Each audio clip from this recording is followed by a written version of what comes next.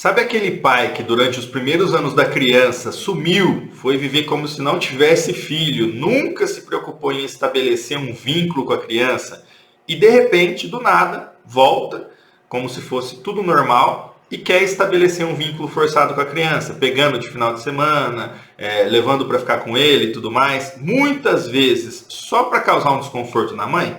Pois é.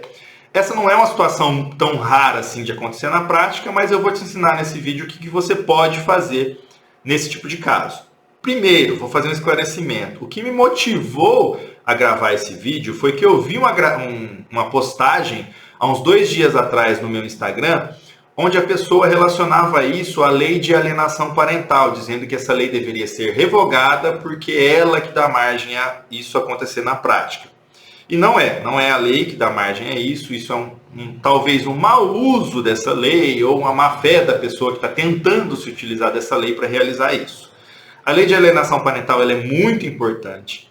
Ela evita que danos psicológicos graves sejam causados às crianças que sofrem alienação parental. Um dos objetivos da lei também é evitar que essas crianças desenvolvam a síndrome de alienação parental, que é muito grave. Então, não, a culpa não é da lei de alienação parental. E você tem formas na própria lei de evitar que isso aconteça ou evitar danos mais graves ao seu filho. Primeiramente, o direito de visita é um direito tanto do pai quanto um direito da criança. Eu já disse isso em outros vídeos aqui no canal. Mas é importante salientar que essa visita não é de qualquer forma que ela deve acontecer. Deve-se priorizar sempre, como eu digo, o bem-estar da criança envolvida. Então, não adianta esse pai querer, de uma forma forçada, estabelecer um vínculo com a criança, se naqueles primeiros anos, que é onde esse vínculo acontece de forma natural, ele não se preocupou com isso. A criança não pode sofrer pela irresponsabilidade desse pai que não estabeleceu esse vínculo da forma natural e no tempo correto. Qual é a ferramenta para evitar então que isso aconteça? Hoje em dia existem vários tipos de visita.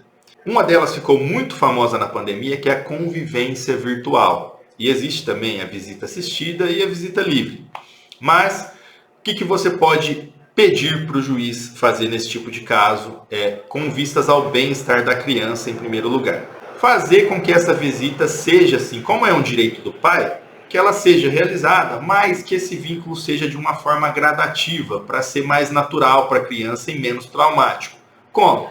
Estabelecendo primeiro que seja realizada a convivência virtual, por meio de chamadas, videochamadas, e depois seja passado isso gradativamente para uma visita assistida, para então o pai poder realizar, depois de um certo tempo, a visita com o filho diretamente, sem ninguém para assistir. Por quê? Isso é importante para a criança. Aquele pai que sumiu durante os primeiros anos, para aquela criança é simplesmente um adulto estranho. Então é meio que uma tortura psicológica ter que, de repente, conviver, ficar o final de semana inteiro com essa pessoa, sem ver a mãe, sem ter nenhum parente que ela conheça ali por perto. Então, isso é justamente uma medida para tentar evitar esse tipo de trauma na criança.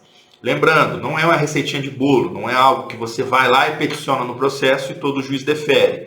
Esse tipo de pedido tem que ser muito bem fundamentado e tem que demonstrar de forma clara e inequívoca no processo de que aquele pai nunca teve nenhum vínculo, nunca foi próximo daquela criança.